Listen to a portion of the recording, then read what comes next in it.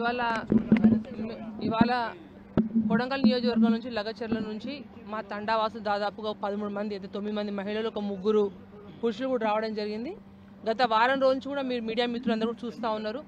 ఏదైతే వాళ్ళు తాతల తండ్రుల నుంచి కూడా వచ్చిన భూమి అయితే అది అసైన్ భూమి కాదు, అది మరి ఇతర భూమి కూడా కాదు, అది వాళ్ళ తాత తండ్రుల నుంచి వాళ్ళ వారసత్వంగా వ్యవసాయం చేసుకుంటూ వాళ్ళు కడుపు నింపుకోవడానికి వాళ్ళు పనిచేస్తున్న అందరూ కూడా రైతులు. ఏవైతే అందరూ కూడా రైతులు, అందరూ ఒకరికి 2 ఎకరాలు ఉంది, 3 ఎకరాలు ఉంది, ఒకరు 6 ఎకరాలు, రకరకాలుగా ఉంది వాళ్ళకు.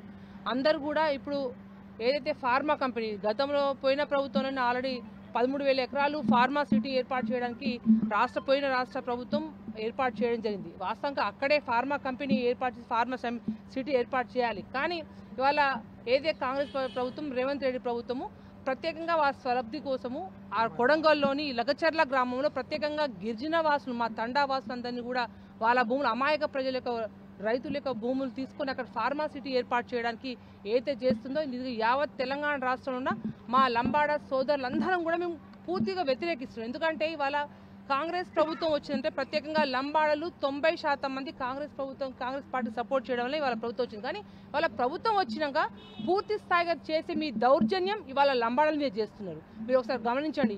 యావత్ రాష్ట్రంలో ఉన్న ప్రతి ఒక్క లంబాడ కుటుంబంలో కూడా అందరూ కూడా బాధపడుతూ ఉన్నారు. మా డిమాండ్ ఒకటే. ఇవాళ ఇప్పుడు ఇక్కడ కలుస్తున్నాం, కానీ మహిళా కమిషన్ కలుస్తున్నాం, ST/SC కమిషన్ కలుస్తున్నాం.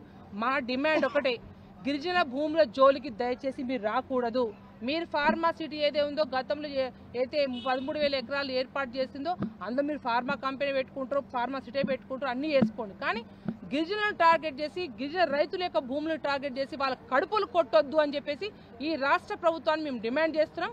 ఖచ్చితంగా ఆ లగచర్లలో ఉన్న తండా వాసులకు ఎటువంటి ఇబ్బంది కలగకుండా వాళ్ళ భూములు అందరూ కూడా పోకుండా కూడా యావత్ మేము లంబాడి గిరిజన బిడ్డగా కూడా వాళ్ళ సైన్యంగా నిలబడతామని తెలియపరుస్తాం.